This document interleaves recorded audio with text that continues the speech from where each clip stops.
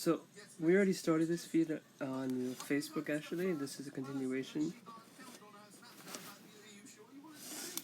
It's a continuation of the same feed. I'm just gonna go playing some of the audio, and eventually things might look a little bit clearer.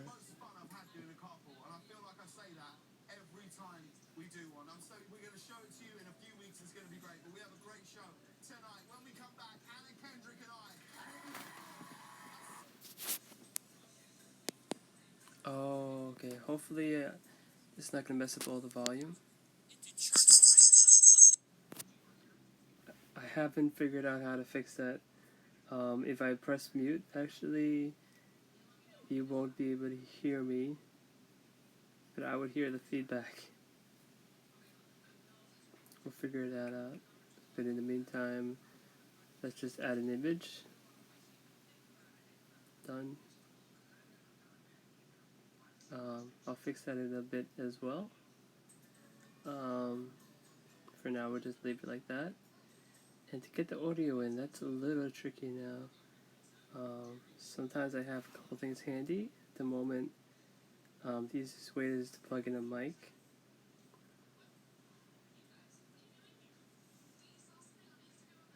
Don't have a mic. Next step is somehow to input that audio separate from the mic. Used to be easier on a different program. So since I chose this as my main program, I have to block out the sound.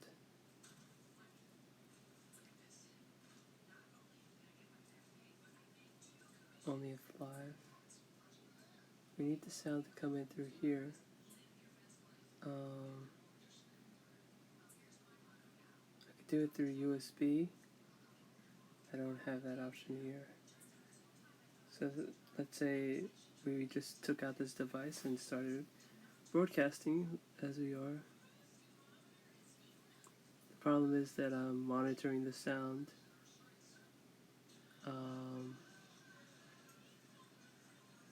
Yeah, this program is too limited at the moment. Let me see what other options we have.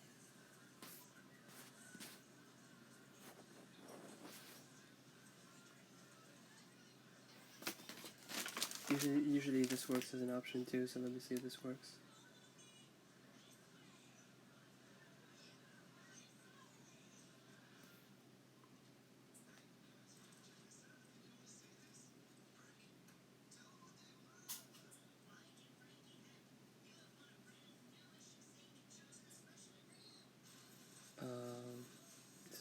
Starting up this device, and it's taken a little while, but I got it right now.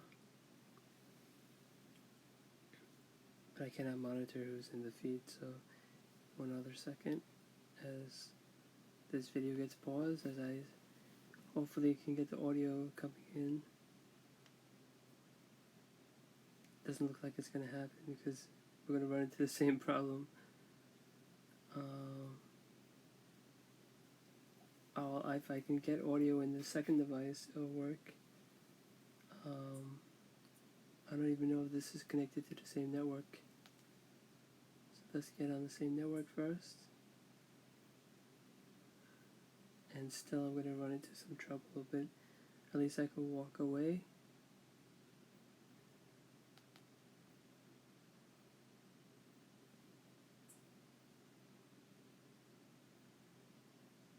Let me add the source again.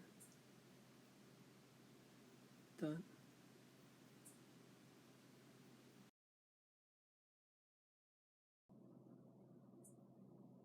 Okay, now we're streaming. The second device that we're trying to connect is this. But once again, the audio is not going to come through. But I can get the audio on a third device.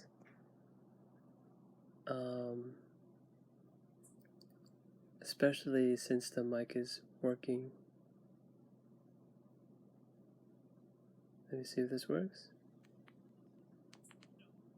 With our social class, we have the affluent suburbanites worshiping there, and then we have our urbanites, and then we have our commuters, everybody cluttering together. So if you're not like me, then you can't worship with me. So that's the feedback going on. Because the audio is coming from the same device. We can actually get this to work. I just have to distance myself. The same thing like a speaker and a mic would cause an issue. So I just have to distance myself. I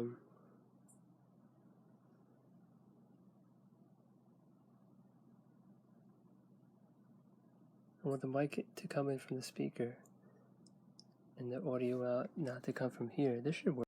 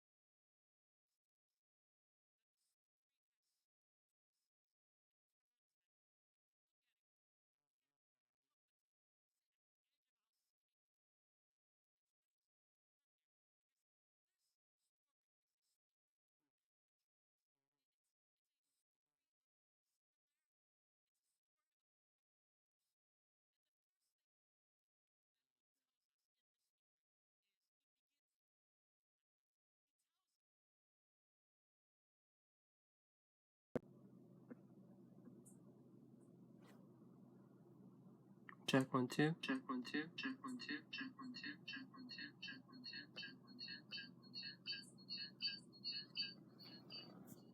Check 1 2. Check 1 2. Check 1 2. Check 1 2. Check 1 2. Check 1 2. Check 1 2.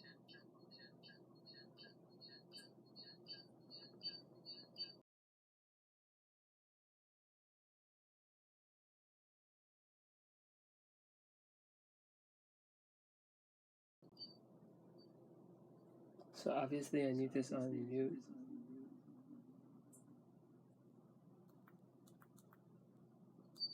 The volume I need it to come from a different source. So we'll try to pick up the volume from this device, and that should work.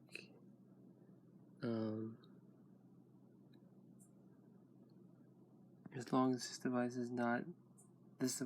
the sound is just a bad trigger. I don't know what's going on there. I don't know why I would need a third device to do this exactly.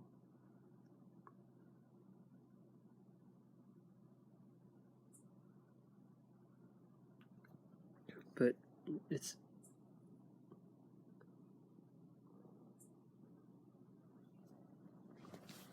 kind of annoying because the problem is the sound and the mic. Well, the sound is coming from the same device that the mic is picking up from.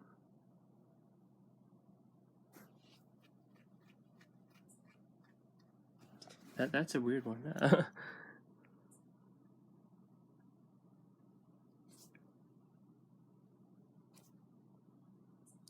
So we're playing the Open Door Sermon.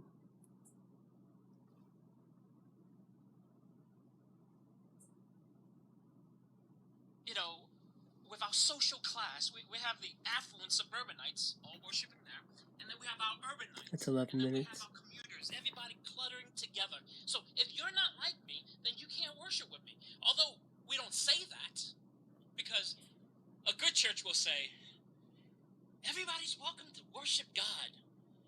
But deep down in how we shape our church, we know that's a lie, because that's not true. Because we have built so many walls in churches today that nobody feels welcome. The doors are not open. We say it is, but it's not. Because if you look around, the people that you associate with, the people that is worshiping here, if they're not related to you, then they are like you. And so, if the church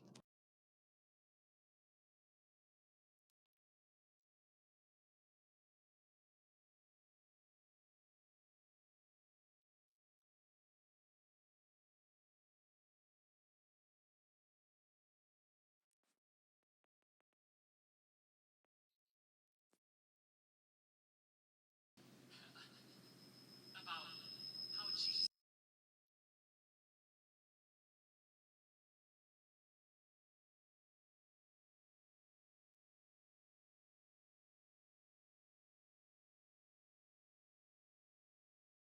landed at the table, a woman in that town who lived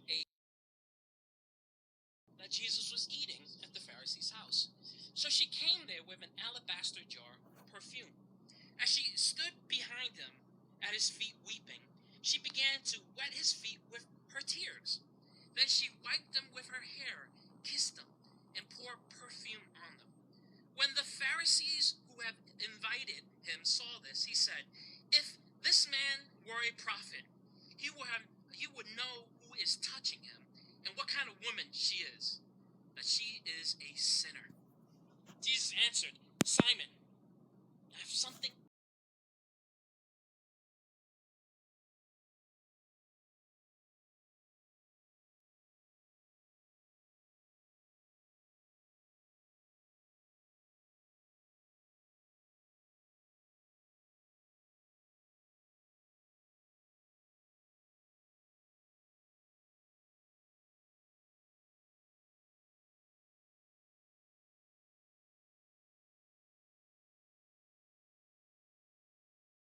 Do you see this woman?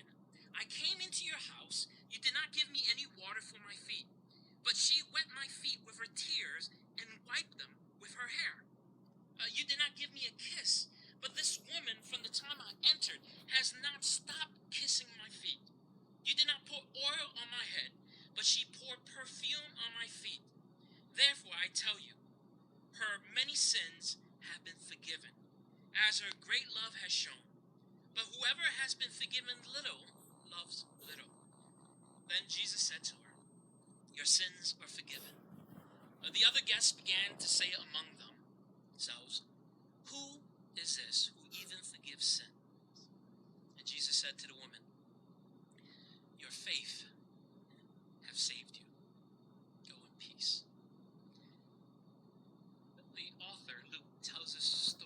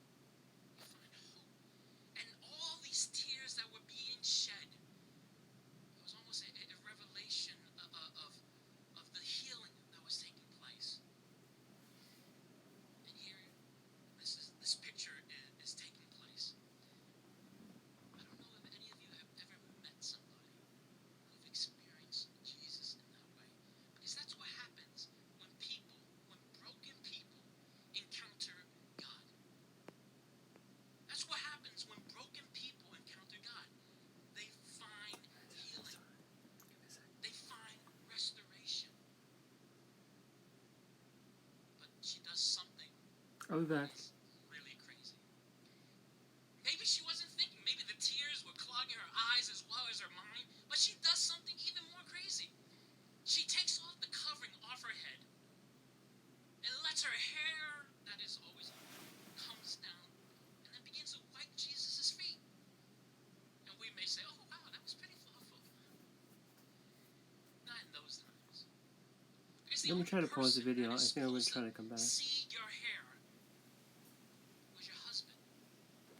Her actions were showing that she was a sinner and she had a reputation in town. Everybody knew that she was a sinner. Now, we don't know what that sin is, but most likely people assume that she was this town sinner. So I'm just checking if there's a continuing from the Begins with previous. an S as well. Comes in and hears Jesus, and she's standing by Jesus' feet, and she's weeping, and all of a sudden, you see the picture of her begin to wipe his feet, and then she begins to kiss his feet, repeating it over and over. That's such a beautiful picture in the kingdom of God. That when sinners, when broken people find restoration, everybody knew that she. But here's the twist. The other guests began. You have Simon the Pharisee, the religious elite. He looks at this and he says to himself, this man can't be a prophet.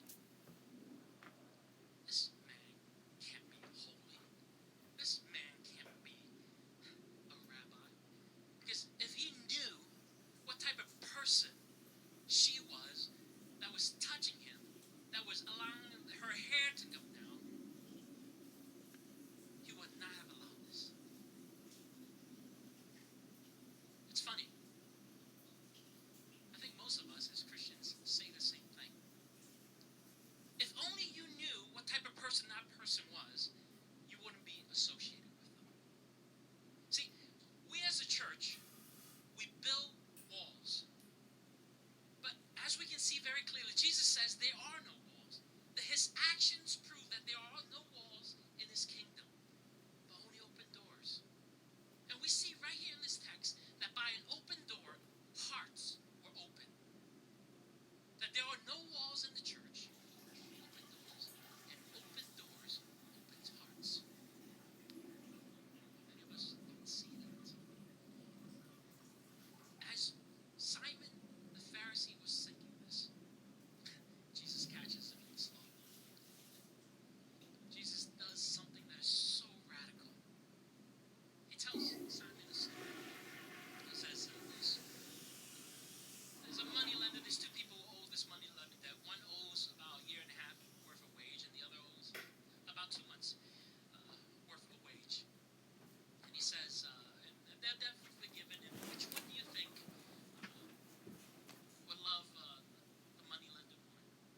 And obviously, Simon knew that he was in a trap, says supposedly the one who was forgiven. What we miss at this text here is this. Jesus was making a similarity between Simon the Pharisee and the sinner. That in Jesus' eyes, both of them were sinners. And I think for many of us, when we've been at church so long, we forget that we are sinners as well. And so therefore we make choices and we begin to exclude people out of our life. When I became a Christian, one of the things that they always say, well, you need to change from your lifestyle. You got to say no to your friends. Go to church. Make friends in church because you need an accountability partner so that you can be holy before God and so you can live the right life. And I did that. 20 years later, I rarely have any friends that are not Christians. It wasn't until I really began to understand the kingdom of God that I realized that for most of my Christian life, I've been building walls. I've been building walls in my life. The church has no walls, only open doors. One of the things I've learned as a church Sorry, it's about to rain. Give me a second. I gotta pause the video again.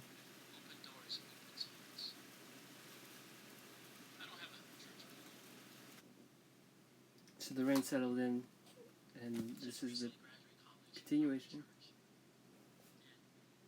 tells me, I don't believe in that stuff. I said, alright, that's cool. And so we have our lunch dialogues here and there, and we'll check up on him and see how he's doing. Give him advice on how to look for a job and things like that. And somehow we always find a way to enter into a spiritual conversation. And people always ask me, what is a spiritual conversation? When a person talks about their life, it's a spiritual conversation. So they would tell me, some of the things that would happen, and then we begin to enter a time of dialogue and discussion about Jesus, about church, and he'll ask me questions about God and things like that. And we've been doing that for the last half year or so. About 2 meetings before the last time I met with him, we got into this dialogue, and it began to raise up issues that he had an anger problem and that he hated his parents, and the reason why he doesn't like church is because he says all Christians are fake. And the reason why he says all Christians are fake, he says, my dad's an elder, but at home he curses at my mom, he doesn't talk to our kids, they tell me spiritual stories, but at home he's a jerk. So how, you tell me, how can that be? So I can't believe in a God like that. He goes to church and he does all his religious stuff, but at home, he doesn't care about us. We don't even all go, we're growing up, we didn't even worship all in the same church. And so I said, okay, I understand. It's a bit difficult. And somehow we got into this conversation. I want to stop it again. There's too many noises.